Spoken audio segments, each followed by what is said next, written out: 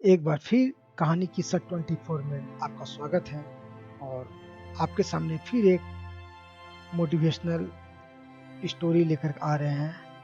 तो चलो दोस्तों, कुछ हम लोग सीखते हैं गौतम बुद्ध के बारे में।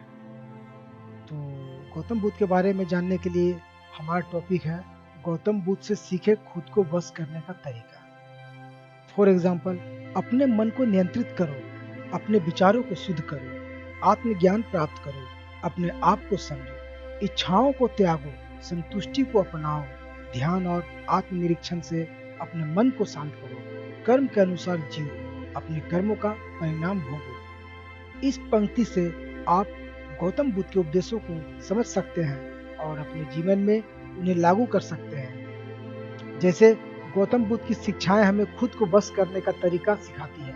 आत्मज्ञान, ध्यान और संतुष्टि से हम अपने जीवन को सकारात्मक दिशा में बदल सकते हैं। इन पंक्तियों से आप दर्शकों को गौतम बुद्ध की शिक्षाओं के बारे में जान सकते हैं या आप किसी को बता सकते हैं। तो अपने जीवन में लागू करने के लिए प्रेरित कैसे करें, तो कहानी की ओर हम लोग आगे बढ़ते हैं। अगर चैनल में आप नए हो तो एक कमेंट्स, सब्सक्राइब और लाइक करें और कमेंट्स में आप ये लिखना न भूलें कि हम सनातनी हैं।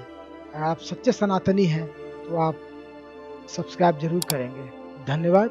तो चलते हैं कहानी को। एक बार गौतम बुद्ध एक शहर में प्रवास कर रहे थे। उनके साथ कुछ शिष्य भी थे। एक दिन उनके शिष्य शहर में घूमने के लिए निकले। वो शहर में घूम ही रहे थे कि तभी शहर के कुछ लोगों ने उन्हें अपशब्द कहे। उनके बुरे शब्दों को सुनकर शिष्यों को बहुत बुरा लगा और वे वापस लौट गए। बुद्ध ने देखा कि शहर से लौटकर आए उनके सभी शिष्य बहुत क्रोध दिखाई दे रहे हैं। उन्होंने शिष्यों से पूछा, क्या बात है, आप इतने तनाव में क्यों हैं? तभी एक शिष्य क्रोध में बोला, हमें यहाँ से तुरंत चलना चाहिए।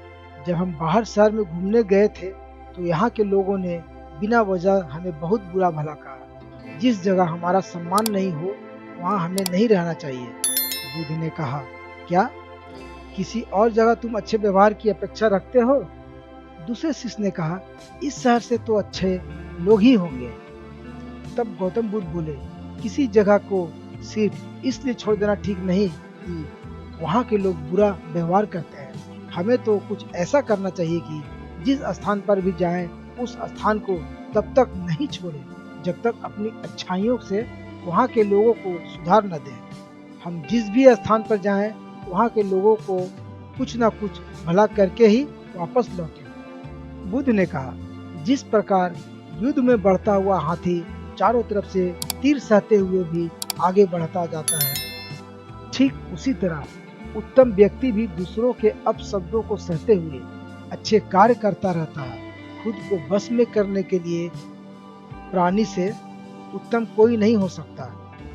बुद्ध की बात शिष्यों को अच्छी तरह से समझ में आ गई और उन्होंने वहां से जाने का इरादा त्याग दिया। तो दोस्तों, इस शिक्षाप्रद कहानी से मुझे यही शिक्षा प्राप्त होती है, कर्म के अनुसार जियो, अपनों कर्मों का परिणाम भोगो। जैसे इच्छा को त्यागो, संतुष्टि को अपनाओ। तो कहानी यहीं पे हम समाप्त करते हैं।